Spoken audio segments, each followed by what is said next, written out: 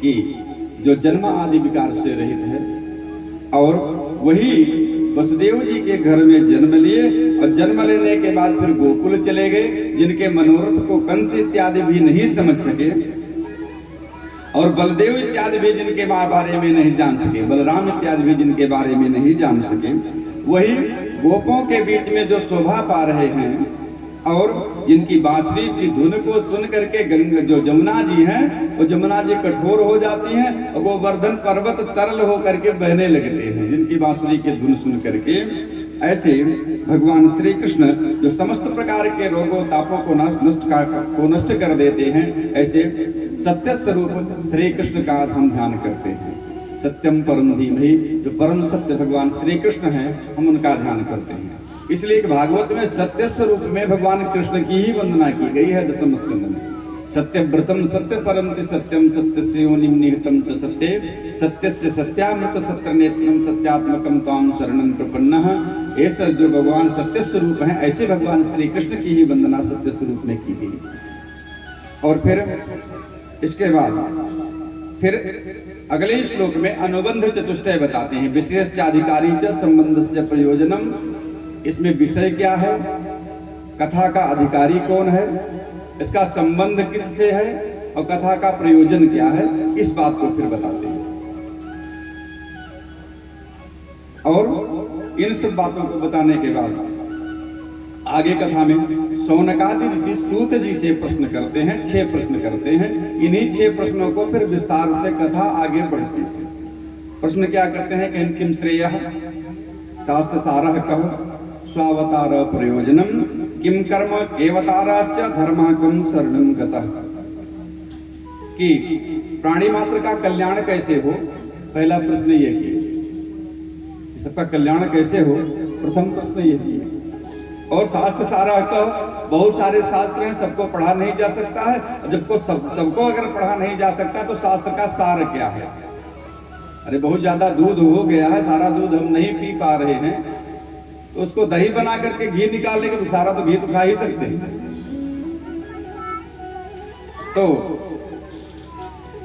जो बहुत सारे शास्त्र हैं और समय कम है, उनको उसका सार वस्तु उसका सार क्या है, मुख्य क्या है, ये फिर उसको हमको बताइए। फिर उसके बाद तीसरा जो प्रश्न करते हैं कि भगवान सब कुछ करने में समर्थ हैं, समर्थ होने के बाद भी अवतार क्यों लेते हैं, और भगवान के कितने अवतार हुए, तथा जीवन का परम लक्ष्य क्या है, मनुष्य का परम लक्ष्य क्या है, जीव मात्र का, प्राणी मात्र का परम लक्ष्य क्या है। हम पैदा हुए, हमारा जन्म हुआ, और जन्म लेने के बाद हम किस लिए जन्म लिए, यह बात भी तो जानना आवश्यक है कि किस लिए जन्म लिए। विचारणीय बात है कि हम जन्म किस लिए लिए, क्या खाने के लिए, सोने जगने के लिए, गृहस्थी बसाने के लिए जन्म हुआ। मृत्यु तो निश्चित ही है। और जब भगवान धर्म की रक्षा के लिए ही अवतार लेते हैं, और जब भगवान धर्म की रक्षा के लिए अवतार लेते हैं, जब भगवान धराधाम छोड़ करके फिर से जाते हैं, तो धर्म किसकी शरण में जाता है। ये 6 प्रश्न किए। इन्हीं 6 प्रश्नों का विस्तार पूर्वक पूरी भागवत में धीरे धीरे करके क्रम से उत्तर मिलेगा। फिर इसके बाद कहते हैं कि अवतार के बारे में बताते हैं कि अब तक 24 अवतार हो चुके हैं। जो 24 अवतार में उसमें सनक सनंदन सनातन सनत कुमार जो ब्रह्मा जी के मानस पुत्र हुए, वराह का अवतार हुआ, देवर्षि नारद का अवतार हुआ, नर नारायण का अवतार हुआ, कपिल का अवतार हुआ, दत्तात्रेय जी का अवतार हुआ, यज्ञ नारायण का अवतार हुआ, ऋषभ देव जी का अवतार हुआ, पृथु का अवतार हुआ, मत्स्य कच्छप धन्वंतरी भगवान मोहिनी स्वरूप में अवतार लिए, भगवान वामन भगवान का अवतार हुआ, परशुराम जी का अवतार हुआ, व्यास जी और राम जी का अवतार हुआ, और बलराम जी का अवतार हुआ। फिर उसके बाद श्री कृष्ण का अवतार हुआ, और उसके बाद बुद्ध का अवतार हुआ, और कल्कि का अवतार हुआ। इस प्रकार से 22 अवतारों की कथा भागवत में है। 2 अवतार हुए हैं, हंस और हयग्रीव, जिनकी कथा हयग्रीव अवतार की कथा देवी भागवत में मिलती है, हंस अवतार की कथा वरुण पुराण में। इस प्रकार से 24 अवतार पूरे होते हैं। तो इन्हीं को जो 22 अवतार जिनकी कथा है भागवत में, इन्हीं कथाओं को आगे विस्तार से वर्णन किया गया है।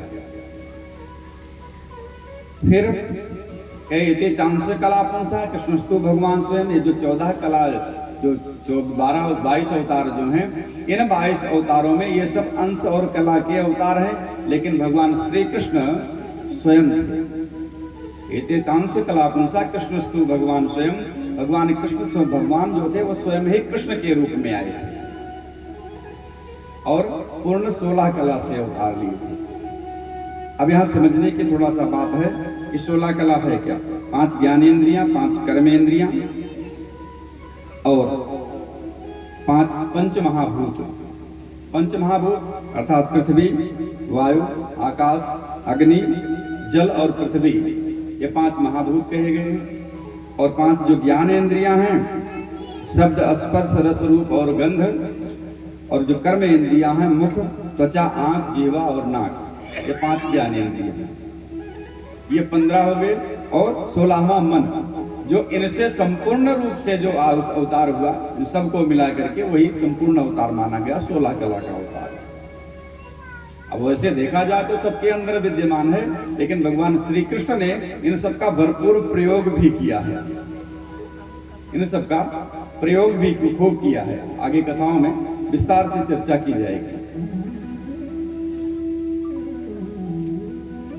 फिर इतनी सब कथा होने के बाद शौनकादि ऋषि सूत जी से जब प्रश्न किए हैं, अब सूत जी शौनकादि ऋषियों से कहने लगे कि हे शौनकादि ऋषियों, व्यास जी 17 पुराण की रचना किए, वेद के 4 विभाग किए, इसके बाद भी इनको संतोष नहीं हो रहा था। इनको पुत्र हुआ और पुत्र चला गया जंगल में तपस्या करने के लिए तुरंत। ये कथा की हम लोग कल सुने थे कथा में कि सुखदेव जी जब जन्म लिए, जन्म लेने के बाद चले गए तपस्या करने के लिए, और 17 पुराण की रचना करने के बाद फिर व्यास जी को संतोष नहीं हो रहा था। पुत्र मोह से व्यतीत बड़ा दुख था कि पुत्र हुआ, वो भी चला गया तुरंत तपस्या करने के लिए, इसलिए बड़े दुखी थे। और अपने आश्रम में बैठे हुए थे, और जब आश्रम में बैठे हुए थे उसी समय नारद जी आ गए। और जब नारद जी आए तो नारद जी पूछने लगे व्यास जी से, अरे व्यास जी आप दुखी क्यों हैं? आपको तो बड़ा दुख हो रहा है, दुख क्यों है? बताया कि ऐसे ऐसे हमको संतान हुई, होगी तपस्या करने चली गई, 17 पुराण की रचना की, लेकिन मन में भी संतोष नहीं हो पा रहा है। तो नारद जी कहने लगे व्यास जी, देखिए आपको चिंता नहीं करनी चाहिए। अरे चिंता सज्जन जो व्यक्ति हैं, साधु महात्मा संत लोग जो हैं, उन पर सुख दुख का प्रभाव तो नहीं होता। और सुख दुख का अगर प्रभाव ही हो रहा है तो फिर संत का मतलब ही क्या है? और व्यास जी आपको दुख नहीं करना चाहिए। मैं एक चरित्र आपको सुनाता हूँ, और वो चरित्र दूसरे का नहीं, मैं अपना ही चरित्र तुमको सुनाता हूँ, ध्यान पूर्वक सुने।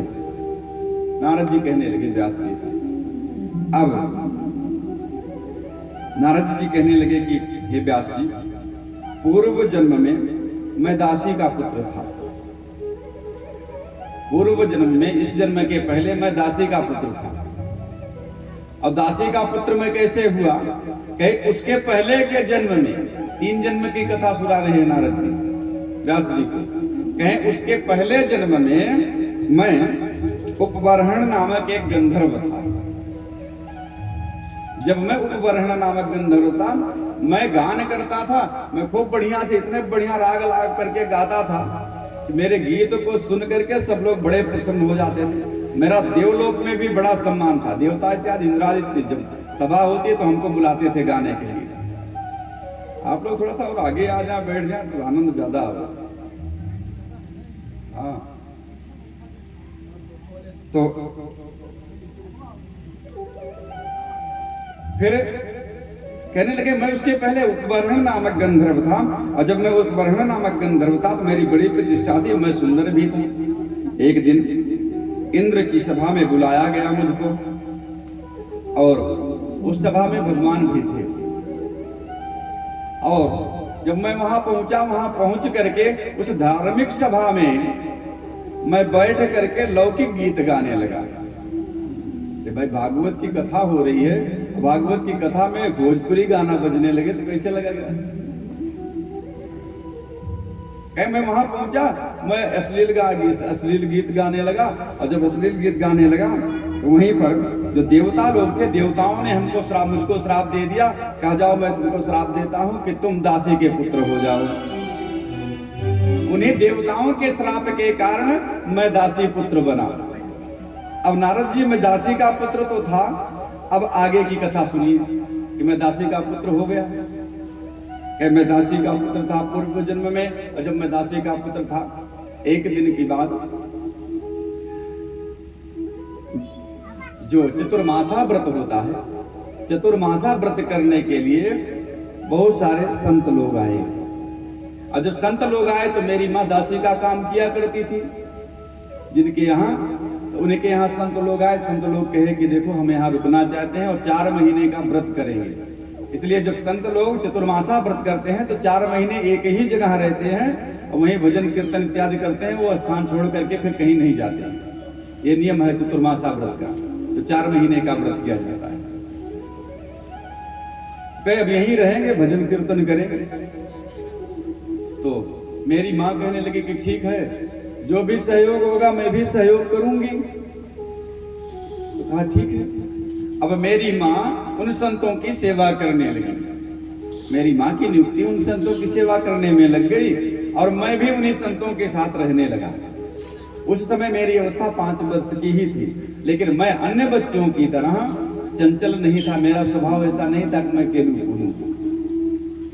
मैं हमेशा भगवान के चिंतन में लगा रहता था। मैं भी सोचता था, तो जो महात्मा लोग बैठते जैसे ध्यान करते, मैं देखता उनको क्या कर रहे हैं, कैसे कर रहे हैं। उसके बाद महात्मा लोग जब भोजन कर लेते, भोजन करने के बाद जो कुछ शेष बचता उसको मैं भी खा लेता। इस प्रकार से महात्माओं का दिया हुआ प्रसाद खाते खाते मेरी बुद्धि निर्मल हो गई। और जब मेरी बुद्धि निर्मल हो गई 4 महीने में, तो महात्मा लोग जाने लगे। अब महात्मा लोग जाने लगे तो मैं महात्माओं से निवेदन करने लगा कि आप हमको भी लेते चलिए अपने साथ। अब महात्मा लोग कहने लगे, नहीं बेटा, तुम्हारी माँ है, तुम अपनी माँ की भी सेवा करो। अवस्था भी कम है, तुम्हारी तो 5 ही साल अवस्था है, तो अपनी माँ की सेवा करो, थोड़ा बड़े हो जाना तो फिर बन जाना महात्मा। अब मैं महात्माओं से जिद कर लिया। नारद जी कह रहे, मैंने महात्माओं से जिद कर लिया। तो महात्मा जी ने कहा, अच्छा ठीक है, तुम पहले माँ की सेवा करो, मैं तुमको एक मंत्र दे देता हूँ, यही मंत्र जप करना। तो उन महात्माओं ने मुझको चतुर्व्यूह मंत्र का उपदेश कर दिया। और जब चतुर्व्यूह मंत्र का उपदेश कर दिया तो मैं वही मंत्र जपने लगा। फिर चतुर्व्यूह का मंत्र जपते जपते एक दिन मैं सोचने लगा कि मेरी माँ मेरी तपस्या में बाधा हो रही है। मैं ऐसा विचार ही कर रहा था कि मेरी माँ मेरी तपस्या में बाधा उत्पन्न कर रही है। अगर मेरी माँ ना होती तो मैं कितना आनंद से तपस्या करता। जब ऐसा मेरे मन में विचार आया तो हुआ का एक दिन शाम के समय मेरी माँ गाय दुहने जा रही थी और रास्ते में उसका पैर एक सांप के ऊपर पड़ गया और सांप ने मेरी माँ को डस लिया, जिससे मेरी माँ की मृत्यु हो गई। और जब मेरी माँ मर गई तो मैं लोक व्यवहार में दिखाने के लिए तो रोया, लेकिन अंदर अंदर खूब प्रसन्न हुआ कि भगवान ने बहुत बड़ी कृपा कर दी मुझको। अंदर से मैं बहुत प्रसन्न हुआ कि मेरी माँ जो तपस्या में मेरी बाधा उत्पन्न हो रही थी, अब मेरी माँ मर गई, अब अच्छा हो गया, स्वतंत्र रूप से अब हम तपस्या करेंगे। तो मैंने अपनी माँ का हृदय इत्यादि दाह इत्यादि संस्कार जो कुछ था लोक व्यवहार में मैंने मुझसे जो हो सका मैंने किया। करने के बाद मैं बिजन नामक जंगल में चला गया और बिजन नामक जंगल में जाकर के वहां नदी के किनारे में स्नान किया। स्नान इत्यादि करके वहां एक पीपल का पेड़ था, उसी के नीचे में बैठ करके जो चतुर्व्यूह मंत्र का उपदेश हुआ था मैं वही मंत्र जपने लगा और भगवान का ध्यान करने लगा। उस मंत्र के प्रभाव से धीरे धीरे करके मुझको भूख प्यास सब समाप्त हो गई मेरी। अब मैं जब करते रहा, करते करते फिर भगवान स्वयं आए और आकर के फिर मुझको आशीर्वाद दिया। अब आशीर्वाद दे करके जो हमारे हाथ मेरे हाथ में जो बीड़ा है, ये बीड़ा भगवान ने ही हमको दी, जो कि स्वर ब्रह्म से विभूषित है। और स्वर जो ब्रह्म है, जिसको शब्द ब्रह्म भी कहा जाता है, जो चैतन्य स्वरूप है, जब तक ब्रह्म अर्थात ईश्वर जीव जब तक शरीर के अंदर है तभी तक कुछ बोला जा सकता है। जब तक जीव शरीर के अंदर है तभी तक बोलना संभव है, और जब जीव शरीर से निकल जाए तो फिर बोलना कैसे संभव है। अर्थात शब्द जो है वही ब्रह्म है, वही ईश्वर है। अब उस शब्द को हम कैसे प्रयोग करते हैं ये हमारी क्षमता है। तो इस प्रकार से कहे कि हमको शब्द ब्रह्म से, जो स्वर ब्रह्म से विभूषित बीड़ा थी, यह बीड़ा हमको प्रदान किया। इसी बीड़ा पर मैं बढ़िया कीर्तन करता हूं और मैं ब्रह्मा के मानस पुत्र के रूप में आपके सामने फिर से खड़ा हूं। तो जब इस प्रकार से कहा, और व्यास जी आपको दुख नहीं करना चाहिए, तो दुख सुख आता जाता रहे, इसमें करने की कोई बात नहीं। अब जब इतना उपदेश किया, उपदेश करने के बाद व्यास जी कहने लगे कि क्या करें। उन्होंने कहा कि आप सत्कर्म करिए। और नारद जी ने फिर चतुर्थ श्लोकी भागवत का उपदेश करके बताया। उन्हें 44 श्लोकों के माध्यम से ही भागवत कथा का विस्तार किया गया। आगे वर्णन आएगा। व्यास जी अब नारद जी के उपदेश से इनके मन में कुछ शांति प्राप्त हुई। जैसे हमको अगर कुछ दुख हो जाए तो हम बड़ी बात किसी से कहें, कोई हमारी बात सुन ले तो मन हल्का हो जाता है। तो व्यास जी को थोड़ा संतोष हुआ। जब थोड़ा संतोष हुआ तो व्यास जी भागवत की रचना प्रारंभ की। भागवत की रचना बद्रिकाश्रम से ऊपर थोड़ा सा माना गांव है, और माना गांव के पास ही व्यास गुफा है, और उसी के नीचे से सरस्वती नदी बहती है। वहां भीम पुल है, और उसी के सामने गणेश गुफा है, जहां व्यास जी बोलते जाते, इधर से उधर से गणेश जी लिखते जाते। व्यास जी श्लोक बोलते और गणेश जी उसको लिखते जाते। इस प्रकार से भागवत की रचना हुई। और जो भागवत की रचना हुई, भागवत को त्रिवेणी भी कहा जाता है। इसलिए भागवत को त्रिवेणी कहा जाता है। भागवत जो है वो सरस्वती नदी के तट पर लिखी गई, और यमुना के तट का वर्णन किया गया, और गंगा के तट पर गाई गई, सुनाई गई। परीक्षित को सुखदेव जी ने गंगा के किनारे ही भागवत की कथा सुनाई, इसलिए इसको भागवत त्रिवेणी भी कहते हैं। भागवत की जब रचना कर दिए, रचना करने के बाद फिर सोचे रचना तो हो गई, अब इसको क्या किया जाए। भाई ज्ञान अगर प्राप्त हो जाए तो ज्ञान का तो विस्तार होना चाहिए, तभी तो उसका महत्व है। तो फिर इनके 5 शिष्य थे, अपने 5 शिष्यों को बुला करके भागवत पढ़ा दिया। भागवत पढ़ा करके फिर उनसे कहा जाओ जा करके गायन करो। अब ये 5 शिष्य जब गए तो जहां सुखदेव जी जहां तपस्या कर रहे थे उधर से एक शिष्य निकला, और उधर से जब शिष्य निकला तो वो श्लोक गाते हुए जा रहा था कि बरहा पीडम नटवर वपुः कर्णयो कर्णिकारं विप्रत्वासः कनककशिपो वैजयन्तीं च मालां रद्रारन्ध्रान् वेणोरदर्शुदया पूरयन् गोपवृन्दै वृन्दारण्यं सपदमरणं प्राविशत् गीतकीर्तिः। इसमें इस श्लोक में भगवान के स्वरूप का वर्णन है। और जब स्वरूप का वर्णन है, स्वरूप जैसे सुखदेव जी के कान में श्लोक आ गया, स्वरूप तो बड़ा सुंदर है। कैसा है कि वरहा पीडम, सिर पर जो है मोर का पंख लगाए हुए हैं, मोर का पंख सिर पर लगाए हुए हैं। और नटवर वपुः, छोटा सा शरीर है। कर्णयो कर्णिकारम, जो दोनों कान है ना, कान में कनेर के फूल, कंडेल के फूल की कनेर का फूल लगाए हुए हैं। विभ्रत बासा कनककशिपो, रेशमी वस्त्र पहने हुए हैं जो चमक रहा है। वैजयंतीं च मालां, वैजयंती की माला गले में पहने हुए हैं। और रंध्रान वेणु, अधर पर वेणु है। पूरियन गोप वृंदे, जो गोप बाल वालों से समूह के समूह में रहते हैं। ऐसे वृंदारण्यम स्वपदम रमणम, वृंदावन की भूमि में नंगे पांव दौड़ रहे हैं। ऐसे भगवान श्री कृष्ण के स्वरूप का वर्णन किया। अब जब स्वरूप को सुखदेव जी सुने तो सोचे स्वरूप तो बड़ा अच्छा है। इनके मन को बड़ा अच्छा लगा कि भगवान का अरे सुंदरता तो बहुत अच्छी है, मिलना चाहिए ऐसे व्यक्ति से। भाई जी सुंदर रहा तो उनका देखे चाहिए। तो फिर विचार आया कि नहीं, जरूरी नहीं है कि जो सुंदर हो तो उसका स्वभाव भी अच्छा हो। जो सुंदर है तो जरूरी नहीं कि उसका स्वभाव अच्छा हो। देखने में तो सुंदर है लेकिन अंदर से विष भरा हो तो क्या मतलब है। फिर माने नहीं, सुखदेव जी कहे नहीं ठीक नहीं है, किसी के सुंदरता को देख करके उसकी तरफ जाना ठीक नहीं है।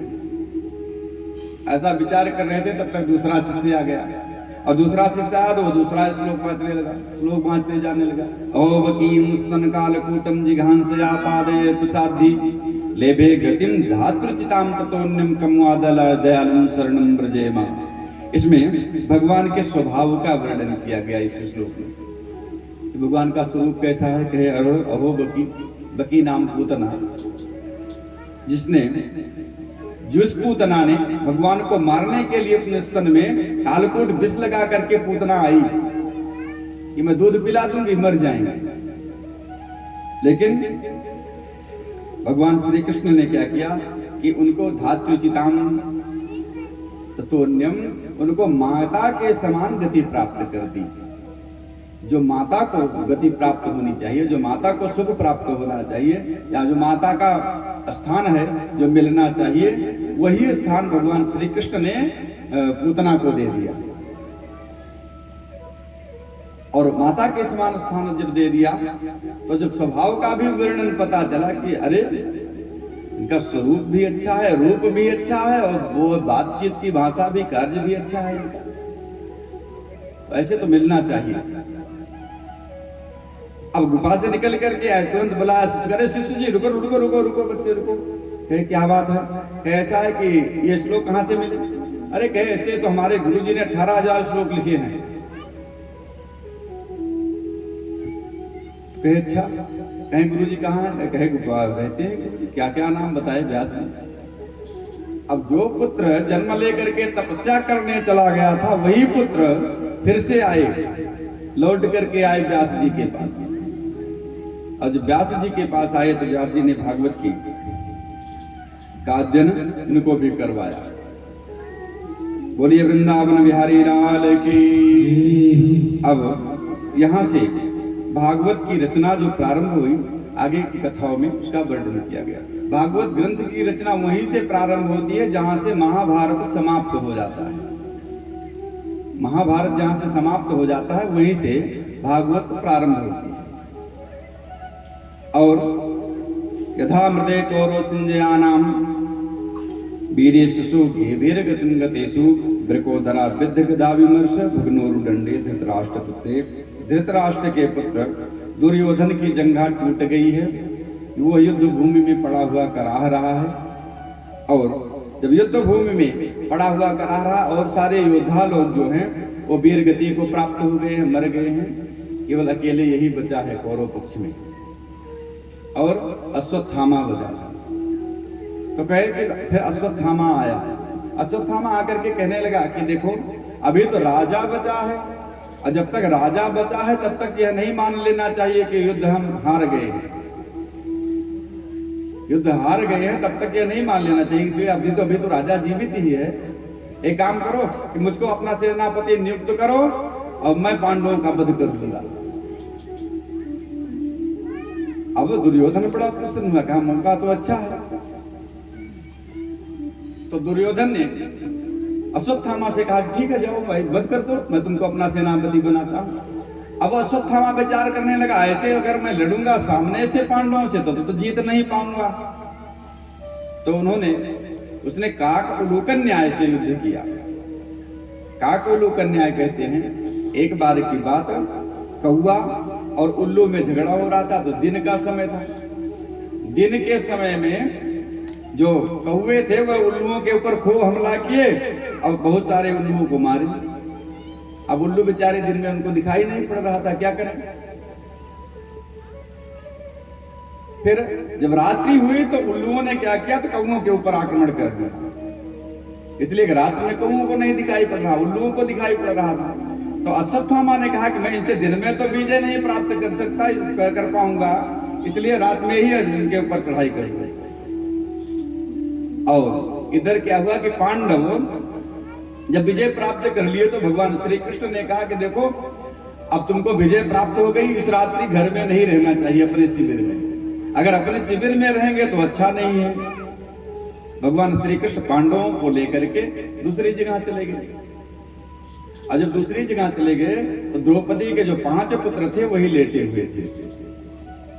अश्वत्थामा रात्रि कैसे का समय जब आया तो वह समझा कि यह 5 पांडव सो रहे हैं, और 5 पांडवों को समझ करके द्रौपदी के 5 पुत्रों का वध अश्वत्थामा ने रात में कर दिया। और 5 का वध करने के बाद 5 सिर लेकर के जाकर के दुर्योधन के पास पहुंचा, कहा लीजिए मैंने पांडवों का वध कर दिया। अब दुर्योधन देखा, कहा अरे ये तो 5 पांडव नहीं है, तो उनके बच्चे हैं 5, तुमने तो बड़ा गड़बड़ कर दिया। मेरा तो परिवार ऐसे ही नष्ट हो गया था, यही लोग तो हमारी श्राद्ध इत्यादि क्रिया करते, तुमने इनका भी वध कर दिया। बड़ा दुख हुआ, इससे दुर्योधन की फिर मृत्यु हो गई। इधर भगवान श्री कृष्ण और पांडवों को भी पता चला मेरे 5 पुत्र मार डाले गए। और जब 5 पुत्र मार डाले गए तो अर्जुन आए, आकर के द्रौपदी से कहने लगे कि द्रौपदी देखो तुम चिंता मत करो, जिसने हमारे 5 पुत्रों का वध किया है मैं उसका वध कर दूंगा। जिसने मेरे पुत्रों का वध किया है मैं उसका वध कर दूंगा। द्रौपदी को थोड़ा सांत्वना मिली। अब भगवान श्री कृष्ण और अर्जुन दोनों मिलकर के अश्वत्थामा का पीछा किए। जब अश्वत्थामा का पीछे किया, अश्वत्थामा समझ गया कि अर्जुन छोड़ेंगे नहीं, मेरा वध कर देंगे, भागने लगा। भागते भागते फिर पकड़ लिया। अब पकड़ने के बाद जैसे पशु को रस्सी में बांधा जाता है, उसी प्रकार से अर्जुन ने अश्वत्थामा को अपने दुपट्टे में बांध करके रथ के पीछे बांध दिया। और रथ के पीछे बांध करके लेकर के आए, और लेकर के आने के बाद फिर द्रौपदी के सामने। और द्रौपदी जैसे देखी, अरे कृष्णम निरेक्ष कृष्णापकृतम गुरु सुतम वामस्व भावा कृपया नाम स। जैसे द्रौपदी देखी, अरे ये तो मेरा गुरु पुत्र है, इसलिए कि गुरु पुत्र तो गुरु के बराबर ही होता है। गुरु के पुत्र का दर्जा गुरु के बराबर ही है। तुरंत हाथ जोड़ करके स्त्री स्वभाव बस तुरंत प्रणाम करने लगी, अरे गुरु जी प्रणाम। जिसने वध किया पुत्रों का उसी से ही प्रणाम कर रही है। सबसे बड़ी बात यही है कि जब हमको कब क्या करना है, हमारी मर्यादा क्या है, हम विपत्ति के समय अपनी मर्यादा बचा ले जाएं, ये सबसे बड़ी बात है। अरे सुख में तो सब कुछ बच जाता है, लेकिन विपत्ति के समय आपत्ति काल में अगर मर्यादा बच जाए तो बड़ी बात होती है। अब जब प्रणाम किया, प्रणाम करने के बाद तुरंत कहने लगी, अरे मुच्यताम मुच्यताम मेष ब्राह्मणो अनुतराम गुरु। अरे ये तो हमारे गुरु का पुत्र है, वो गुरु है, उसके बाद ब्राह्मण है, इसलिए उसको तुरंत छोड़ दो, तुरंत छोड़ दो। मरे तो थे तुरंत के तुरंत 5 पुत्र, लेकिन उसके बाद भी कह रही है छोड़ दो। और इतना ही नहीं, फिर कह रही जा रहे जैसे मैं रो रही हूं, कहीं इसका वध कर दिया तुम लोगों ने ना, तो माँ गौतमी भी बहुत रोएगी। अश्वत्थामा की माँ का नाम गौतमी था। कि माँ गौतमी बड़ी रोए, बहुत रोएगी, उसको भी बहुत दुखा। अरे मैं तो पुत्र के वियोग में दुखी हूँ, रो रही हूँ, और दूसरी भी माँ जो है, दूसरी माँ वह तो ना रोवे, कम से कम वो तो सुखी रहे। इस प्रकार से जब कहा, कहने के बाद फिर पांडव, अर्जुन, युधिष्ठिर, भीम, नकुल इत्यादि सबसे भी सलाह लेने लगे कि मैंने तो प्रतिज्ञा की थी कि मैं इसका वध कर दूंगा, लेकिन द्रौपदी कह रही है कि इसको छोड़ दो, क्या किया जाए। युधिष्ठिर ने भी कहा कि द्रौपदी जो कह रही है तो अच्छा ही है, द्रौपदी जो कह रही है वो अच्छा है। छोड़ देना चाहिए, गुरुपुत्र है। नकुल सहदेव से ने कहा तो उन्होंने भी समर्थन किया, लेकिन भीम अपनी गदा लेकर के खड़े हो गए, बड़े जोर से ललकारे, कहे अरे अर्जुन तुम नपुंसक हो जाओ तो हो जाओ, लेकिन मैं अपने गदा से इसका अभी वध कर दूंगा। और जब इस प्रकार से ललकारने के बाद भगवान श्री कृष्ण कह रहे भैया थोड़ा शांत रहो। तो जब इस प्रकार से कहा थोड़ा शांत रहो, भीम थोड़ा सा शांत हुए। फिर अर्जुन भगवान कृष्ण की तरफ देखे, कहे कि प्रभु आप तो हमारे संकट में हमेशा साथ रहे, आप ही बताइए क्या करें। इसलिए कि तस्मात् शास्त्रम प्रमाणम ते कार्याकार्य अवस्थितो, शास्त्र का ही प्रमाण है कि क्या करना चाहिए क्या नहीं करना चाहिए, जिसका तो निर्णय शास्त्र ही करता है। तो भगवान जब कृष्ण से पूछे, भगवान कृष्ण से जब पूछे तो तुरंत कहने लगे कि ब्रह्म बंधुर्न हंतव्यः अतताई उदाहरण, ये ब्रह्म बंधु है इसलिए ये वध करने के योग्य नहीं है। बंधु शब्द तो बड़ा अच्छा है, लेकिन अगर जाति के साथ वही ब्रह्म शब्द बंधु शब्द जुड़ता है तो इसका अर्थ उल्टा हो जाता है। बंधु शब्द तो अच्छा है, बंधु मतलब भाई होता है, अच्छा है, लेकिन अगर जाति के साथ बंधु शब्द जुड़ जाता है तो बंधु जो है, जैसे ब्रह्म ब्राह्मण बंधु, क्षत्रिय बंधु, यादव बंधु, ऐसा अगर प्रयोग हो रहा है तो दुष्टता का सूचक हो जाता है।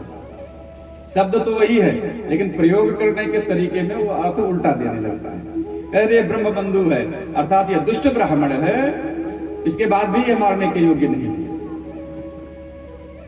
लेकिन ये आतताई है इसलिए इसका वध कर देना चाहिए। तो कहे आतताई है इसका वध कर देना चाहिए, कहे हाँ, इसलिए कि मत्तम प्रमत्त उन्मत्तम सुप्तम बालम स्त्रियम जड़म प्रपन्नम विरथम हितम रिपुम न हंति धर्मविद।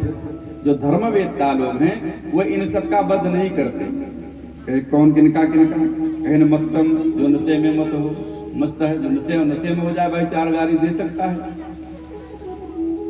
उन्मत्त जो पागल है, सुप्तम जो सो रहा है, बालम जो बच्चा है बच्चे का भी वध नहीं करना चाहिए। बालम स्त्रियम जड़म स्त्रियों का वध नहीं करना चाहिए। जो मूर्ख हैं पागल व्यक्ति हैं ऐसे लोगों का भी वध नहीं करना चाहिए। और प्रपन्नम जो शरण में आ जाए अपने उनका भी वध नहीं करना चाहिए। विरथम जिनके पास रथ न हो, और भीतम जो डरपोक हो ऐसे लोगों का वध नहीं करना चाहिए। अरे बच्चे तो सो रहे थे इसलिए तो सोते हुए बच्चों का वध किया है, इसलिए इसका वध कर देना चाहिए। और तुमको ये दोनों बात माननी पड़ेगी। अब अर्जुन बड़े चक्कर में कह रहे प्रभु आप तो हमको फंसा देते हो, एक तरफ कहते हो कह रहे हैं कि ब्रह्म बंधु है नहीं मारना चाहिए, और दूसरी तरफ कहते हैं कि नहीं ये आतताई है इसका वध कर दो। दोनों बात कैसे हो सकती है एक साथ, कि मारो भी और ना मारो। तो जब भगवान की तरफ फिर से कहे प्रभु आप ही कुछ बताइए क्या करें, तो भगवान ने कहा उपनम द्रविणादानम स्थानान निर्यापणम तथा ऐसे ही ब्रह्म बंधु नाम वधो नान्यास्तेहिका। कि इसका दाढ़ी मूछ बनवा दो, पहले उपन करवा दो। द्रविणादानम इसके पीछे हाथ लगाओ, यहाँ अर्धचंद्र में हाथ लगा करके सभा से धक्का मार के भगा दो। ऐसे ही ब्रह्म बंधु नाम वधो नान्यास्तेहिका, जो ब्रह्म बंधु है उसका यही तो वध है। अरे जिसका बहुत बड़ा सम्मान हो, बहुत सम्मानित व्यक्ति हो, उसका आप एक बार अपमान कर दीजिए, और उसका अपमान कर देंगे तो वो जीवन भर नहीं जी पाएगा। जब तक जिएगा तब तक उसी को ढोता रहेगा। जिसका सम्मान मर जाए एक बार तो वो जीवन भर उसी को लेकर के ढोता रहेगा। अश्वत्थामा तो बड़ा सम्मानित है, इसका सम्मान भी भाई द्रोणाचार्य का पुत्र है। वैसे भी सप्त चिरंजीवियों में भी इसका नाम है। कुछ नहीं, इसको सभा से धक्का मार के निकालो दाढ़ी मूछ बनवा करके। तो उसी प्रकार से किए, और अश्वत्थामा के सिर में एक मणि थी, वह मणि निकाल लिए, निकाल करके सभा से बाहर भगा दिया। और जब सभा से बाहर भगा दिया तो अब अश्वत्थामा सोचने लगा कि इसने पांडवों ने तो मेरा बड़ा अपमान किया, इस अपमान का बदला मैं लूंगा और पांडव वंश में मैं किसी को नहीं छोड़ूंगा, सबका वध कर दूंगा। तभी इसने देखा कि अब अभिमन्यु की जो पत्नी थी उत्तरा गर्भवती है। उत्तरा के गर्भ में केवल यही अब एक ही बच्चा बचा है पांडवों में भी। द्रौपदी के 5 पुत्र मारे जा चुके और ये बचा अकेला। कहीं कुछ नहीं, मैं इसको वध कर दूंगा। अश्वत्थामा ने अपने ब्रह्मास्त्र का प्रयोग कर दिया और जब ब्रह्मास्त्र का प्रयोग किया और तो उसी समय उत्तरा दौड़ते दौड़ते भगवान श्री कृष्ण के पास आई और आकर के भगवान कृष्ण से प्रार्थना करने लगी, पाहि पाहि महायोगिन देव देव जगतपते नान्यम त्वद्भयं पश्येत् मित्रो परस्परम। हे प्रभु, मैं आपकी शरण में हूँ, आप हमारी रक्षा कीजिए। और हे प्रभु, ऐसा लग रहा है कि साक्षात मृत्यु मेरे सामने आकर के खड़ी हो गई है। और प्रभु, मैं मर जाऊं तो कोई बात नहीं, लेकिन मेरा जो बच्चा है ये बच्चा आप बचा लीजिए। मेरे पेट में जो गर्भ है बच्चा है, इसी बच्चे को आप बचा लीजिए। मैं मर जाऊं तो कोई बात नहीं। जब भगवान से प्रार्थना करने लगे तो उसी समय भगवान श्री कृष्ण अंगुष्ठे के बराबर स्वरूप धारण करके उत्तरा के गर्भ में प्रवेश करके सुदर्शन चक्र से रक्षा की। यहाँ तो लिखा गया है कि भगवान श्री कृष्ण गदा लेकर के प्रवेश किए थे और उसी गदा को इतना तेज से घुमा रहे थे, ऐसा लग रहा था मानो चक्र घूम रहा है। इस प्रकार से रक्षा की। अब रक्षा करने के बाद भगवान कृष्ण कहने लगे पांडवों से कि देखो भैया, अब तो तुमको युद्ध में विजय भी प्राप्त हो गई, राज्य काज मिल गया, सब कुछ तुम्हारे पास हो गया, अब तो किसी बात की कमी है नहीं। अब मैं सोच रहा हूं कि मैं द्वारिकापुरी चला जाऊंगा। जब ऐसा कहने लगे कि मैं द्वारिकापुरी चला जाऊं, उसी समय कुंती आई और कुंती आकर के भगवान श्री कृष्ण से 26 श्लोकों में स्तुति की। और कुंती महारानी कहने लगी, नमः पंकज कृष्णाय वासुदेवाय हरे परमात्मने प्रणत क्लेशनाशाय गोविंदाय नमो नमः। कृष्णाय वासुदेवाय देवकी नंदनाय च नंदगोप कुमाराय गोविंदाय नमो नमः। नमः पंकजनाभाय नमः पंकजमालिने नमः पंकजनेत्राय नमस्ते पंकजांग्रे। प्रभु, इस प्रकार से 26 श्लोकों में इन्होंने स्तुति की। जब स्तुति करने लगे तो भगवान श्री कृष्ण कहने लगे, अरे बुआ, आप मेरी क्यों प्रार्थना कर रही हैं? मैं तो आपका भतीजा हूँ, आपके भाई का ही तो पुत्र हूँ, तो फिर मुझसे क्यों प्रार्थना कर रही हैं? आप मान नहीं रही। द्रौपदी कह रही, कुंती कह रही, नहीं देखो, अब तक तो मैं तुम्हारी बात सारी मान ली, लेकिन अब मानने वाली नहीं। अच्छा ठीक है, फिर जो करना चाहती हो करो। फिर प्रार्थना करने के बाद कहने लगी, प्रभु आपने हमारी बड़ी मदद की और आज राज्य मिला तो आपके ही प्रभाव से मिला। अरे आपने तो हमको हमारे पुत्र भीमसेन की बड़ी रक्षा करी। भीम को लड्डुओं में विष दे करके खिला दिया था पांडव कौरवों ने। जब पांडव भीम जी को कौरवों ने जब विष खिला दिया था लड्डू में, तो भी आपने बहुत बड़ी कृपा की। और कृपा कैसे की? जब भीम लड्डू खाए और लड्डू खाने के बाद भीम की मृत्यु हो गई, तो इनको मरा जान करके गंगा में फेंक दिए भीम को। अब भीम बेचारे बहते बहते चले गए, जाते जाते ये नागलोक में पहुंच गए। और जब नागलोक में पहुंचे तो नागों ने जब इनको देखा तो खूब काटा नागों ने। अब जब नागों ने इनको काटा तो विष के प्रभाव से, जो इनको विष पहले से ही था, वो विष सारा समाप्त हो गया, ये जीवित हो गए फिर से। विष की दवा तो विष ही होती है। किसी को सांप काटा हो तो डॉक्टर लोग भी वहां जहर ही देते हैं, इसलिए पहले जांच कर लेते हैं, कहीं ऐसा ना हो कि सांप ना काटा हो और विष चढ़ा दे तुरंत मर जाए वो। तो जब इस प्रकार से जब ये जीवित हो गए, तब नागों ने इनको अमृत पान करवाया और अमृत पान करवाया। अमृत पान करने से भीम के अंदर 10,000 हाथी का बल हो गया। भीम को 10,000 हाथी का बल हो गया। इनको तो सोच रहे थे मार डालें, लेकिन मरने के बजाय और बलवान होकर के फिर लौट के रखे आए। प्रभु आपने कितनी बड़ी बड़ी कृपा की हम लोगों पर। और अगर अब आप सुख में जाना चाहते हैं तो प्रभु हमको एक चीज दे दिए। कहीं क्या दे दिए बताओ? कहीं विपदा संतो न सत्सत यत्र यत्र जगत गुरु। हे प्रभु आप हमको विपत्ति दे दीजिए। इसलिए कि जब जब विपत्ति होती है तब तक तो आप साथ होते हैं, और जब जब सुख आता है तो सुख में आप कहते हैं कि मैं जा रहा हूं। इसलिए लगातार विपत्ति दे दीजिए, सुख का नाम ही न हो। अरे भाई, जिस सुख में भजन नहीं बन रहा है, दुख में ही भजन बन पा रहा है, तो हमेशा दुख है रहे, कम से कम भजन तो बनता रहेगा। वैसे भी सब कुछ भरा पड़ा हो, सारा सुख आनंद हो, तो भजन में मन नहीं लगता। और भजन जब बनता है तो विपत्ति में ही बनता है। जब तक चोट ना लगे तब तक हाय माई क्यों ना कहा। तो फिर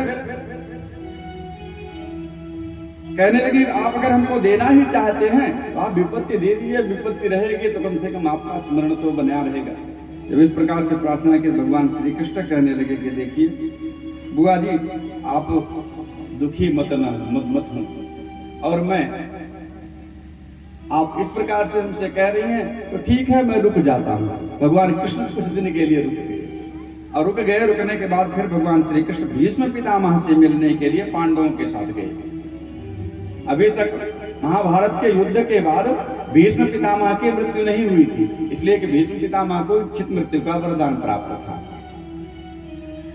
अब भीष्म पितामह से जब मिलने के लिए गए तो भीष्म पितामह सरसैया पर पड़े हैं, बाण की सैया पर, बाण की चारपाई पर पड़े हैं। और जब भगवान कृष्ण, पांडव, द्रौपदी सभी लोग गए, अब जा करके जाकर के भीष्म से मिली। और जब भीष्म से मिले तो भगवान कृष्ण सिर की तरफ खड़े थे। पांडवों से पूछा, अरे हाल समाचार सब तो ठीक है? कहे हाँ सब ठीक है। अरे कहे वो कृष्ण नहीं आया क्या? कन्हैया नहीं आए क्या? अरे मेरे इष्ट देव तो नहीं आए, उनको भी तो आना चाहिए। तब भगवान कृष्ण सामने आए, और जब भगवान कृष्ण सामने आए तो भीष्म पितामह ने पांडवों को राजधर्म इत्यादि की शिक्षा प्रदान की। राजधर्म, क्षत्रिय धर्म और इन सभी को मोक्ष धर्म, इन सब स्त्री धर्म, इन सब का विस्तार पूर्वक वर्णन किया। इन सब का विस्तार पूर्वक वर्णन करने के बाद भगवान श्री कृष्ण से कहने लगे कि प्रभु आपने बड़ी कृपा की, मैं तो आपकी ही प्रतीक्षा कर रहा था। और अगर आप मेरे सामने आ ही गए हैं तो प्रभु मैं जब तक चाहूं तब तक आप मेरे सामने खड़े ही रहे। और पुष्पताग्रा चंद्र के माध्यम से भीष्म जी ने भगवान की स्तुति की, इसलिए कि फूल इत्यादि तो कुछ था ही नहीं, तो छंद के ही माध्यम से सही इन्होंने स्तुति की। और जब छंद के माध्यम से स्तुति की, कहने लगे प्रभु इतिमति उत्कल्पिता वितृष्णा भगवत शाश्वत मुंगवे भूमि स्वसुख उपगते कचित विहर्तुम प्रभव प्रवाह। हे प्रभु, ये जो मेरी बुद्धि है ना, ये मेरी बुद्धि आप में लग जाए, मेरी बुद्धि आप में प्रभु लग जाए। इसलिए जो बुद्धि है, बुद्धि भगवान में लग नहीं पाती। बुद्धि तो बड़ा बार बार सोचती है, अरे ऐसा करने से होगा कि नहीं होगा, पता नहीं भगवान खुश होंगे कि नहीं होंगे। ये बुद्धि का स्वभाव है, बुद्धि का यह स्वभाव है।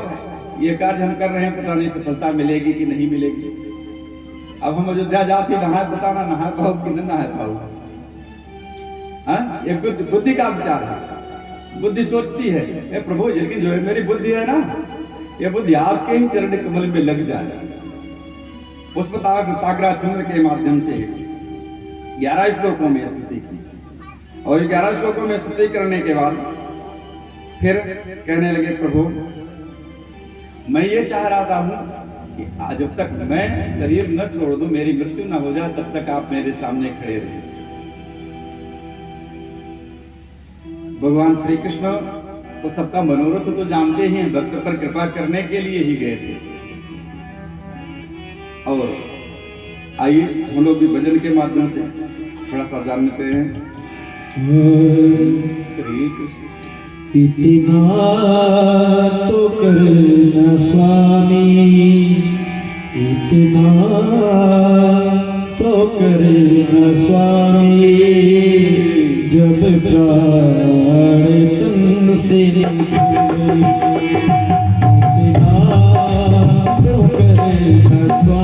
स्वामी जब प्यार तुमसे निकले जो करना स्वामी जब प्यार तुमसे निकले गोविंद नाम लेकर जब प्यार तुमसे निकले गोविंद नाम लेकर हो जब प्यार तुमसे निकले तेरा तो करना स्वामी तेरा तो करना स्वामी जब प्यार तुमसे निकले तेरा तो करना स्वामी जब प्यार तुमसे निकले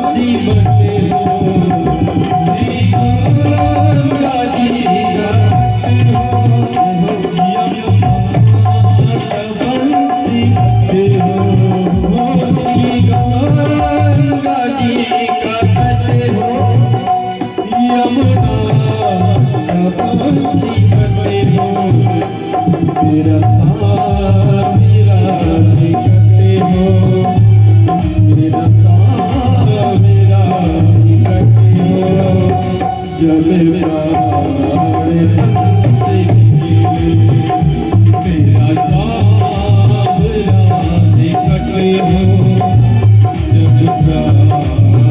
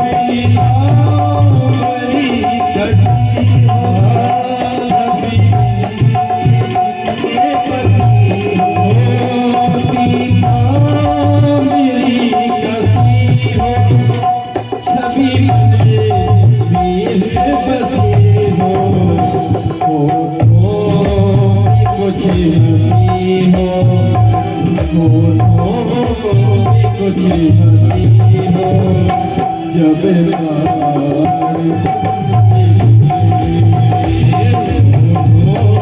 निकले कुछ हंसी हो जब प्यार तुमसे निकले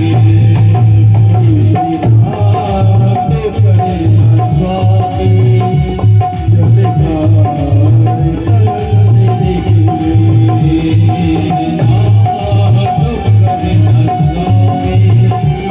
जब प्यार तुमसे निकले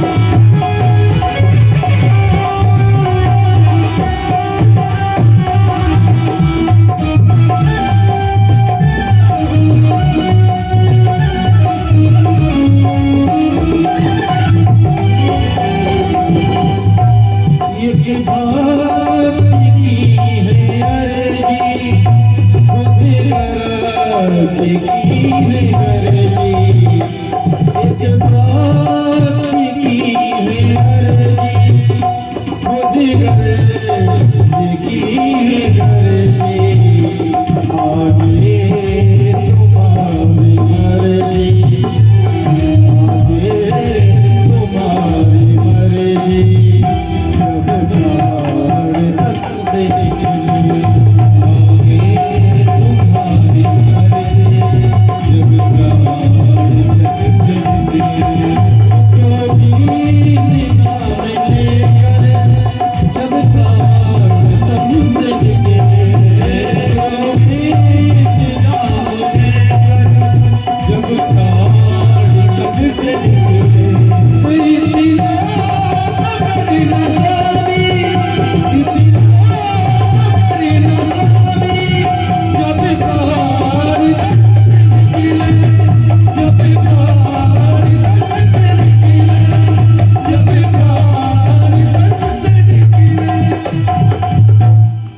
वृंदावन बिहारी लाल की। इस प्रकार से भीष्म पितामह ने भगवान श्री कृष्ण से प्रार्थना की और प्रार्थना करने के बाद फिर भीष्म पितामह ने भगवान श्री कृष्ण के सामने ही अपना प्राण त्याग दिया। भीष्म पितामह का पांडवों ने ऊर्ध्वदैविक संस्कार किया। संस्कार करने के बाद फिर भगवान श्री कृष्ण द्वारिकापुरी को चले गए।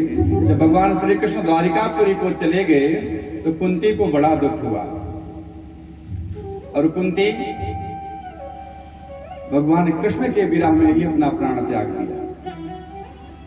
जैसे दशरथ जी राम के वियोग में अपना प्राण त्याग दिए थे, उसी प्रकार से कुंती जी ने भगवान कृष्ण के वियोग में अपना प्राण त्याग दिया।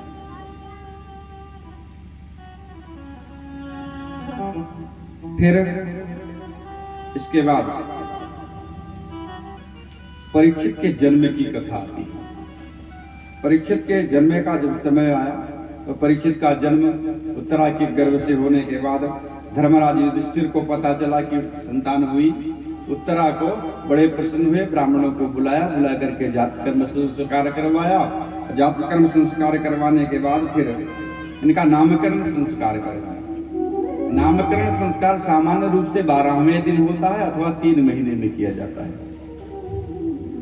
तो अब तो गिधारा हो जाए तो पंडित से जा ऊंचे आवारा सीखना का हुआ न, ऐसा नहीं। 12वें दिन नामकरण संस्कार होता है, उस दिन ऐसा करना चाहिए। तो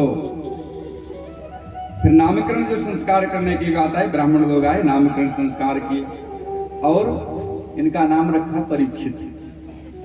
परीक्षित इनका नाम ऐसा भी पड़ा कि जब भगवान श्री कृष्ण मां के गर्भ में ही दर्शन दे दिए थे, वही स्वरूप का इनको याद था।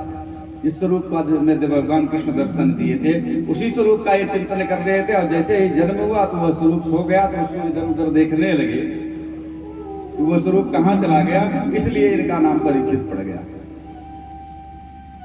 और परीक्षित जब इनका जन्म हुआ, जन्म होने के बाद गांधारी और धृतराष्ट्र ये भी पांडवों के पास ही रहते थे। एक दिन विदुर जी आए। वैसे धर्म तो दोनों पक्ष में था, कौरवों के पास में भी और पांडवों के पास में भी। धर्मराज युधिष्ठिर थे पांडव पक्ष में, और धर्म के रूप में ही विदुर जी कौरवों के विपक्ष में थे। लेकिन कौरवों ने सम्मान नहीं किया, इसलिए विदुर जी युद्ध में लड़े नहीं, चले गए थे तीर्थ यात्रा में। जब युद्ध समाप्त हुआ तब लौट करके अब विदुर जी जब लौट करके आए तो रात्रि के समय गांधारी और धृतराष्ट्र से कहने लगे कि अरे भैया, तुमको शर्म आती है कि नहीं? तुमको शर्म आती है कि नहीं? अरे जिन पांडवों को तुमने सोचा कि इनको सबका वध कर डालें, उनको मारने के लिए वो तो 5 गांव मांग रहे थे कि 5 गांव ही मिल जाए, हम 5 गांव में रह लेंगे। तुम उनको 5 गांव नहीं दे सकते, आज उन्हीं के टुकड़े पर बैठ करके तुम खा रहे हो। तुमको शर्म आती है कि नहीं आती है? अरे तुमको तो खुद ही ऐसे ही मर जाना चाहिए था। जब इस प्रकार से विदुर जी ने कहा तो वे कहने लगे कि हमको तो कुछ दिखाई नहीं पड़ता, क्या करें, हम कहाँ जाएं? तो विदुर जी रात्रि के समय ही युधिष्ठिर और इनको धृतराष्ट्र और गांधारी को लेकर के बद्रिकाश्रम की तरफ चले गए। और जब सुबह हुआ तो पांडव देखे कि अरे चाचा कहाँ गए हमारे, देखे तो थे नहीं, बड़े बड़े दुखी हुए। और दुखी होने के बाद फिर खोजने लगे कि कहाँ चले गए। तभी नारद और तुम्बुरु नामक गंधर्व आए, आकर के बताए कि अच्छा ऐसा है कि धर्मराज युधिष्ठिर आपको चिंता नहीं करनी चाहिए, और आज के 5वें दिन धृतराष्ट्र और गांधारी का शरीर छूट जाएगा। आज के 5वें दिन उनकी मृत्यु हो जाएगी। इस प्रकार से कहा और कहने के बाद फिर चले गए। अब जब भगवान कृष्ण द्वारिकापुरी जा रहे थे तो भगवान कृष्ण के साथ ही अर्जुन भी गए थे द्वारिकापुरी। 6 महीने का समय बीत गया, वहां से लौट करके अर्जुन नहीं आए। और जब अर्जुन लौट करके 6 महीने से में नहीं आए तो एक दिन युधिष्ठिर कहने लगे भीम से कि भैया अर्जुन गए कृष्ण के साथ द्वारिकापुरी, लेकिन अब तक लौट के नहीं है, वहां सब ठीक ठाक तो है। ऐसा विचार कर रहे थे सब लोग बैठ करके। तभी देख के आ रहे हैं कि अर्जुन लौट करके आ रहे हैं, और अर्जुन लौट करके आ रहे हैं। उनके जो चेहरे पर दीप्यमान था वो चेहरा सब क्षीण हो गया था और बहुत दुखी थे। रास्ते में भीलों ने भी इनको लूट लिया था। बड़े जो दुखी स्वरूप में आए, पूछे, युधिष्ठिर ने पूछा अरे सब ठीक तो है द्वारिकापुरी में? तो अर्जुन कहने लगे कि भैया ठीक तो नहीं है, अब हम क्या बताएं।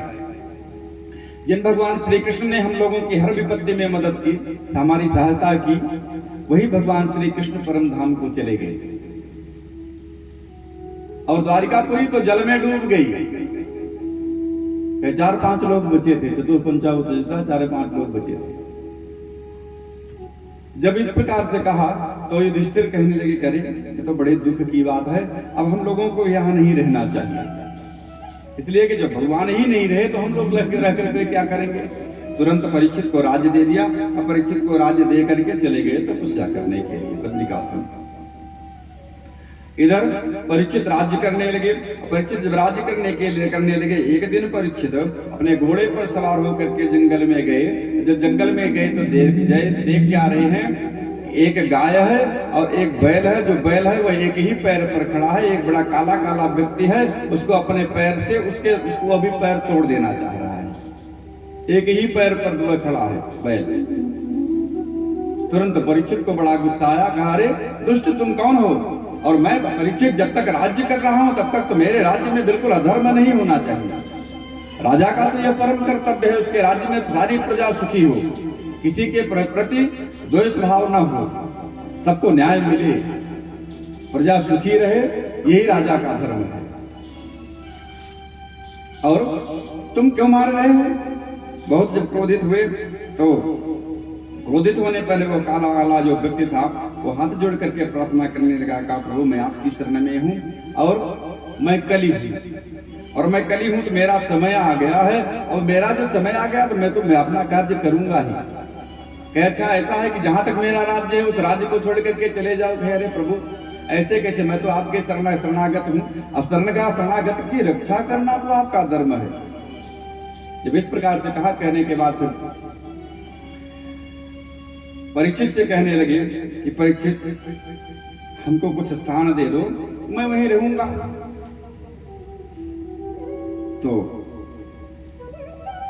कली को 4 जगह स्थान दिया। दूतम पानम स्त्रियासूनम यत्र धर्मा चतुर्विधा, 4 जगह स्थान दिए। कहे दूतम जहां जुआ खेला जाता हो, पानम जहां शराब इत्यादि पी जाती हो, स्त्रियां जहां पर जार पुरुष रहते हो अथवा व्यवसाय स्त्रियां रहती हूँ, ऐसी स्त्रियों के बीच में। और सूना जहां पर पशु इत्यादि की बलि दी जाती हो, पशु इत्यादि काटे जाते हो, ऐसे स्थान पर 4 जगह स्थान दिया। जब 4 जगह स्थान दिया, कहा प्रभु तो ये तो 4 जगह बहुत कम है मेरे लिए, कुछ और दे दो, अच्छी सी जगह दे दो। ये तो अधर्म की जगह है, यहाँ तो धर्म होगा नहीं, उस जगह और एक जगह और दे दो। जब फिर से मांगा तो 5वां सोने में स्थान दे दिया, और सोने में स्थान दे दिया। अब स्थान देने के बाद कली प्रसन्न हो गया, चला गया। एक दिन के बाद राजा परीक्षित के मन में आया कि चलो मैं शिकार खेलने चलता हूँ। और जब शिकार खेलने के लिए गए तो बढ़िया सोने का मुकुट रखा था, सिर पे लगाया और चले गए शिकार खेलने। जंगल में जाकर के बहुत सारे हिंसक पशुओं का वध किए। वध करने के बाद फिर बड़ी प्यास लगी तो वहीं समीक ऋषि का आश्रम था, समीक ऋषि के आश्रम पर चले गए। अब वहां समीक ऋषि आश्रम में बैठे हुए थे, ध्यानावस्थित थे योग मुद्रा में। अब उनको क्या पता कोई आया है कि नहीं आया है। अब परीक्षित सोचने लगे कि अरे मैं तो आया और ये सोच रहा है कि राजा हूं मैं यहाँ का और मेरा सत्कार नहीं कर रहा है। बड़ा क्रोध आया। अब क्रोध आया तो वहां एक मरा हुआ सांप पड़ा था, उसको अपने बाण से उठा करके समीक ऋषि के गले में लपेट दिया। लपेट करके फिर चले गए। जब लपेट करके चले गए, समीक जी के पुत्र जो श्रृंगी हैं, श्रृंगी ऋषि, वो श्रृंगी ऋषि खेल रहे थे शिष्यों के साथ और बच्चों के साथ। एक बच्चा गया जा करके बता, अरे राजा परीक्षित आए थे और उन्होंने पिता के गले में सर्प डाल दिया। तुरंत दौड़ करके आए श्रृंगी, और श्रृंगी दौड़ करके जब आए देखा तो बड़े गुस्सा लगी इनको। इन्होंने तुरंत हाथ में जल लिया और जल लेकर के जल को अभिमंत्रित करके कहा कि हे परीक्षित, जाओ मैं तुमको श्राप देता हूँ। तुमने मेरे पिता के गले में सांप लपेटा है, जाओ मैं तुमको श्राप देता हूँ। आज के 7वें दिन तुमको तक्षक नाग काटेगा और जिससे तुम्हारी मृत्यु हो जाएगी। इस प्रकार से श्राप दे दिया। ब्राह्मण किसी को श्राप देता है या किसी पर कृपा करता है तो विशेष रूप से गायत्री की कृपा होती है तभी देता है। हमारे पास 10 रुपया अगर होगा तभी हम किसी को दे पाएंगे, अगर नहीं होगा तो नहीं देंगे। अगर कोई श्राप देता है किसी को तो श्राप अगर फलीभूत हो रहा है तो उसके पास कुछ है तभी तो हो रहा है, और उसका फिर अर्जन तो करना पड़ेगा अपने पास। श्राप दे दिया। श्राप देने के बाद अब फिर जब समीक ऋषि का ध्यान टूटा, ध्यान टूटने के बाद फिर पूछने लगे कि अरे बेटा क्या हुआ। अरे परीक्षित आए थे, परीक्षित ने आपके गले में मरा हुआ सांप लपेट दिया। कहे ठीक है कोई बात नहीं, तुमने कुछ कहा तो नहीं। कह रहे मैंने श्राप दे दिया, आज के 7वें दिन तक्षक नाग काटेगा, उनकी मृत्यु हो जाएगी। तुरंत एक शिष्य को बुलाया और शिष्य को बुला करके कहा जाओ जाकर के राजा परीक्षित से कह देना कि तुमको तक्षक नाग काटेगा आज के 7वें दिन और तुम्हारी मृत्यु हो जाएगी। शिष्य परीक्षित के राज्य में वहां गया, परीक्षित के पास। इधर परीक्षित जब राजभवन में वहां पहुंचे तो मुकुट निकाल करके रखे तो उनके ध्यान आया, अरे मैंने तो आज समीक ऋषि का बड़ा अपमान कर दिया, मुझको ऐसा नहीं करना चाहिए था। और इस अपमान का प्रायश्चित मैं भला कैसे करूं? कहीं अगर मेरी मृत्यु हो जाती इस प्रायश्चित के बदले में तो ज्यादा अच्छा होता।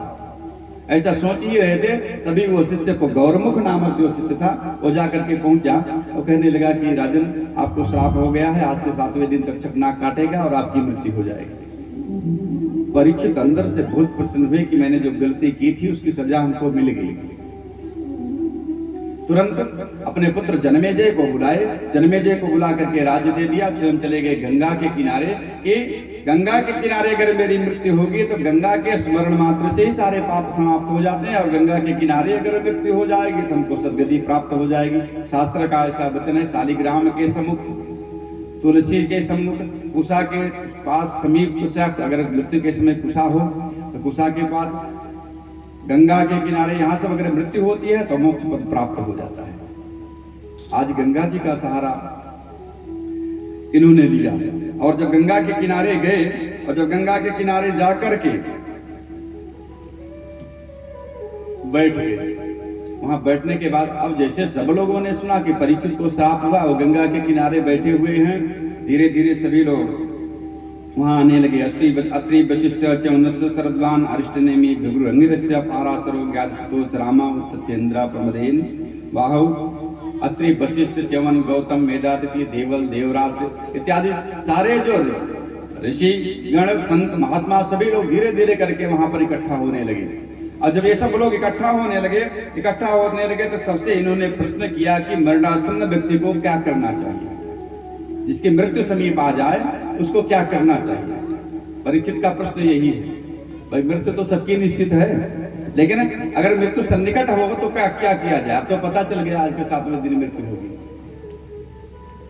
तो क्या करें। कहे कि अब कोई इनके प्रश्न का उत्तर नहीं दे रहा है। तभी सुखदेव जी आ गए, और जब सुखदेव जी आए, सुखदेव जी का चेहरे को देखा तो बड़े दिव्य स्वरूप में चमक रहे थे, जैसे लग रहा था भगवान सूर्य नारायण आ रहे हैं। सब लोग खड़े हो करके सुखदेव जी का स्वागत किया, और स्वागत करके सुखदेव जी को बैठाए। और बैठने के लिए भाई वहां कथा जब प्रारंभ हुई वहां तो कुछ था ही नहीं, गंगा का किनारा राजपाट तो छोड़ करके ही आए थे, कुछ तो लेके आए नहीं थे। तो क्या किया कि गंगा के किनारे ही बालू का एक टीला बना दिए, टीला बना करके उसी पर बैठ करके कथा होने लगी। इसलिए भागवत तो परमहंसों की कथा है, सबकी कथा नहीं है, और सबके बस की बात है कथा को समझना और सबका कहना। भागवत की कथा परमहंसों की कथा, जो परमहंस है उसमें डुबकी लगाते हैं। अब टीला बना दिया, उस पर बैठ करके तुरंत प्रश्न किया, भाई मरणासन्न व्यक्ति को करना क्या चाहिए? तो तुरंत कहने लगे कि देखिए, मरणासन्न व्यक्ति को भगवान का स्मरण करना चाहिए, भगवान का कीर्तन करना चाहिए। और सुनो, विधि बताते हैं, कह जितासन जित श्वासो जित संगो जितेन्द्रियः अस्थूले भगवतो रूपम मना सांधारयेत् धियः। सबसे पहले आसन जीत लेना चाहिए। अरे मैं 4 घंटा बैठे, 4 घंटा बैठ सकते हैं कि नहीं बैठ सकते? एक आसन पर जब बैठना है, कम से कम एक आसन पर बैठे रहे, 2 घंटा कथा सुनना है, तो आसन जीत लें। फिर जित श्वासो, श्वास को जीतें। इसलिए श्वास और मन का बड़ा गहरा संबंध है, इसीलिए प्राणायाम इत्यादि की आवश्यकता पड़ती है। अगर मन नहीं रुक रहा है तो प्राणायाम के द्वारा या सांस के माध्यम से धीरे धीरे अभ्यास करो, मन रुकने लगेगा। फिर जित संगो, हमको साथ जीतना चाहिए। साथ जीतने का मतलब यह है कि जिनका हम साथ करें, आचरण करें, वो अच्छे लोग हों। और जितेंद्रिया, अपने इंद्रियों पर नियंत्रण करना चाहिए। इतना सब अगर हो जाए तो भगवान के विराट स्वरूप का चिंतन करना चाहिए और उन्हीं में मन लगा देना चाहिए। और हे परीक्षित, देखो, मरणासन्न व्यक्ति को किसी भी वस्तु में आसक्ति नहीं रखनी चाहिए। और जब आसक्ति नहीं रखनी चाहिए तो आसक्ति का त्याग कर देना चाहिए। फिर कहते हैं कि हे परीक्षित, सत्याम छितौ किं कशपो प्रयासे बाहो च सिद्धि उपगृह्णे किम सत्यांजलौ किम पुरधान पात्रा दिग्बल कलादौ सत्यम दुकूलै। जो मरणासन्न व्यक्ति है, ऐसे व्यक्ति को सत्याम छितौ किं कशपो प्रयासे, अगर सोने के लिए जमीन मिल जाए तो जमीन पर ही सो जाना चाहिए। उसको कशिप अर्थात चारपाई की इच्छा नहीं करना चाहिए कि चारपाई मिले तभी सोएंगे। अरे मृत्यु तो होना ही है, तो कब तक चारपाई की इच्छा करोगे? और बाहुच सिद्धि उपवर्ण की, सोने के लिए भगवान ने हाथ दिया है, हाथ की तकिया लगा करके सो जाओ। उसको तकिए की भी अपेक्षा नहीं करनी चाहिए कि तकिया मिल जाए तब सोएंगे। और सत्यांजलि किम पुरधान पात्रा, भगवान ने अंजलि दी है, अगर प्यास लग जाए तो अंजलि से पानी पी ले। और दिग्बल का लादा सत्यम दुकूलै, ये दिशाएं जो हैं, उन्हें दिशाओं को अपना वस्त्र समझ लेना चाहिए। उसको वस्त्र की भी इच्छा नहीं करना चाहिए कि बढ़िया सा कपड़ा मिल जाए तो हम पहन लें। और कहते हैं कीराणि किम न संति भिक्षाम नैवान कृपा परिविता सरितोपसुष्यन् रुद्राग्रहा किमजितो नोपसन्नान कस्मात् भुवन्ति कवयो धनुर्मदान्धा। कहे क्या दिशाएं जो हैं वो वस्त्र देना बंद कर दी हैं क्या? क्या दिशाएं वस्त्र देना बंद कर दी हैं क्या? दिशाएं तो वस्त्र देना बंद नहीं की हैं। और जो नदियां हैं, नदियों का जल तो सूखा है नहीं कि कुआं खोद करके तभी पानी पिएंगे। नदियों में तो जल सतत प्रवाहित हो रहा है, तो नदियों का ही जल पिया जाए। क्या गुफाएं बंद हो गई हैं क्या? गुफाएं तो बंद नहीं हुई हैं, इसलिए गुफा में जाकर के तपस्या करनी चाहिए। और हमेशा भगवान का ही चिंतन करना चाहिए। एक दृष्टांत के माध्यम से कहते हैं कि तस्मात् सर्वात्मनः राजन् हरि सर्वत्र सर्वदा श्रोतव्यः कीर्तितव्यश्च स्मर्तव्यश्च भगवन् नृणाम्। कि हे राजन, हमेशा हर अवस्था में भगवान का चिंतन करना चाहिए। हमेशा हर अवस्था में ही भगवान का चिंतन करना चाहिए। और क्या करना चाहिए कि श्रोतव्य, भगवान की कथा सुननी चाहिए। कीर्तितव्यस्य, भगवान का कीर्तन करना चाहिए। स्मर्तव्यस्य, भगवान का स्मरण करना चाहिए। और हमेशा हर अवस्था में। दृष्टांत याद देते हैं कि एक बड़े बड़े सिद्ध महात्मा थे, बड़े सिद्ध महात्मा थे, खाने पीने की कोई आवश्यकता उनको नहीं पड़ती थी। और जब खाने पीने की आवश्यकता नहीं पड़ती थी, भूख प्यास लगती नहीं थी, 12 महीने से खुले आसमान के नीचे बैठे रहते, भगवान की तपस्या करते। एक दिन हुआ क्या कि उधर से राजा जा रहे थे, राजा देखे, अरे लगता है तो बड़े सिद्ध महात्मा हैं, इनसे आशीर्वाद लिया जाए। गए, महात्मा को प्रणाम किए। महात्मा जी ने कहा, बताइए कैसे है? कहे, हमको कोई संतान नहीं, आप आशीर्वाद दे दीजिए, कोई संतान हो जाए। महात्मा जी ने आशीर्वाद दे दिया, संतान हो गई। अब जब संतान हो गई तो राजा फिर अपने मन में सोचने लगे, चलो महात्मा जी से एक बार फिर से तो मिला जाए। अब महात्मा जी से जब मिलने जाने लगे तो सोचे कि महात्मा जी को कुछ भेंट दे दी जाए। अरे चलते का खाली नहाते जा, गुरु के यहाँ, कन्या के यहाँ, बहन के यहाँ, इन सब के यहाँ अगर जाया जाए तो खाली हाथ नहीं जाना चाहिए, कुछ लेकर के जाना चाहिए। अरे कुछ ना मिले तो फिर रास्ते में दतवीन ही तोड़ ले 2-4, उसको भी ले जा करके दे दे।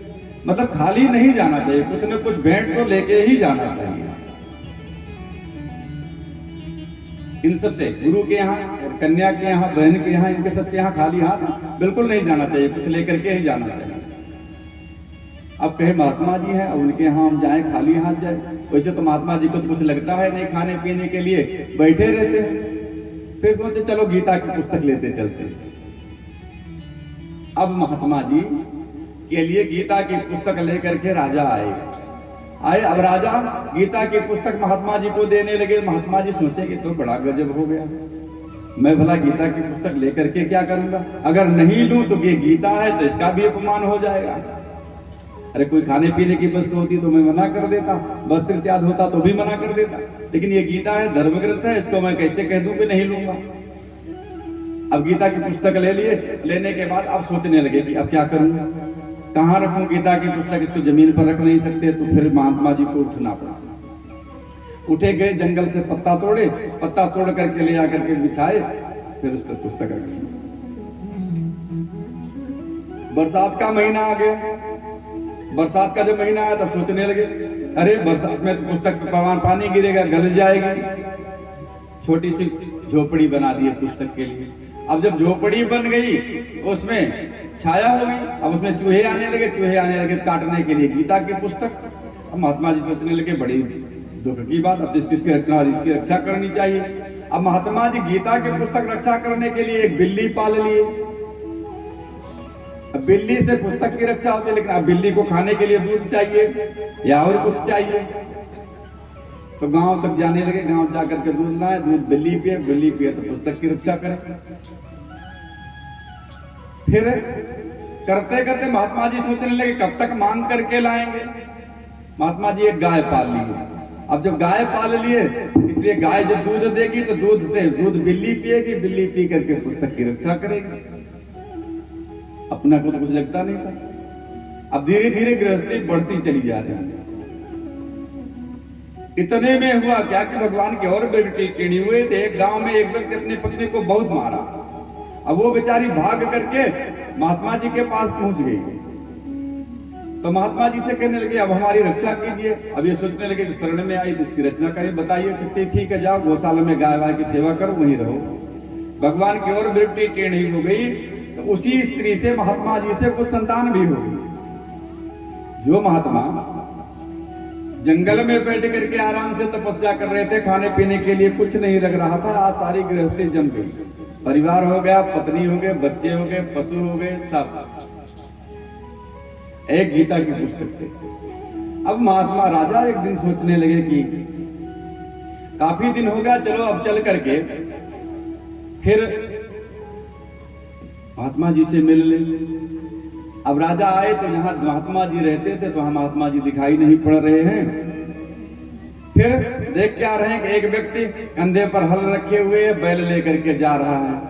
तुरंत राजा कहे, अरे एक किसान, यहाँ एक महात्मा रहते थे, कहाँ चले गए? अब जब राजा को देखे महात्मा जी तो कहने लगे, महात्मा जी उसी गीता की पुस्तक के साथ नष्ट हो गए। एक गीता की पुस्तक के साथ महात्मा जी नष्ट हो गए।